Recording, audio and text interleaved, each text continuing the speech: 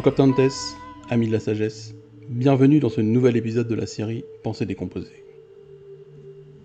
Dans celui-ci, nous allons nous intéresser à la 16e pensée du livre 2, dont voici la citation. L'âme de l'homme se maltraite, surtout lorsqu'elle devient, autant que cela dépend d'elle, un abcès et pour ainsi dire une excroissance du monde. En effet, s'irriter contre un événement, c'est faire sécession de la nature qui embrasse toutes les autres natures. Elle se maltraite aussi quand elle prend un homme en aversion et va jusqu'à se dresser contre lui pour lui nuire, comme font les âmes de ceux qui se mettent en colère.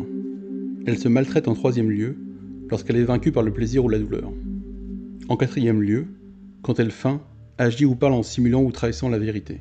Cinquièmement, quand elle donne libre cours à une action ou à une impulsion sans les orienter vers un but, mais agit au hasard et de façon incohérente, alors que les moindres de nos actions doivent se rapporter à une fin.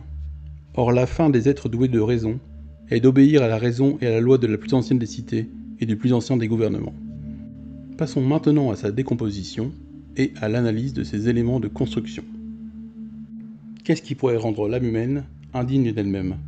Dans cette pensée, Marc Aurèle cite plusieurs raisons. Tout d'abord, lorsque s'irritant contre ce qui se produit dans le monde, elle refuse en fait d'en faire partie et devient alors une excroissance de celui-ci, une tumeur de ce corps.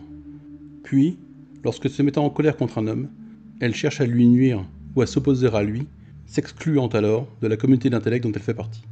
Ensuite, lorsque c'est le plaisir ou la douleur qui s'impose à elle et lui sert de guide pour prendre une décision. Également, lorsqu'elle altère volontairement l'objectivité des faits au travers de ses actions ou de ses paroles. Enfin, lorsqu'elle nous conduit à agir de manière irréfléchie et inconsidérée, car ne visant pas un but conforme à notre nature d'être doué de raison, c'est-à-dire de vivre en accord avec la nature universelle, en obéissant aux lois qui régissent cette cité cosmique. La cité du monde est avant tout la cité commune des êtres raisonnables, Dieu et homme, régie par la loi à la fois commune et propre à chacun de ces êtres, et qui est à la fois la raison et la nature, puisque précisément, leur nature est raisonnable. L'intelligence et la raison sont communes aux êtres raisonnables. Elles sont donc universelles. C'est pourquoi elles sont la loi, commune et universelle, intérieure à tous les êtres raisonnables.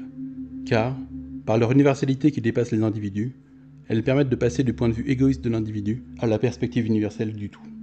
Merci de votre attention, et à bientôt pour un nouvel épisode de la série Pensées décomposées, si le destin le permet.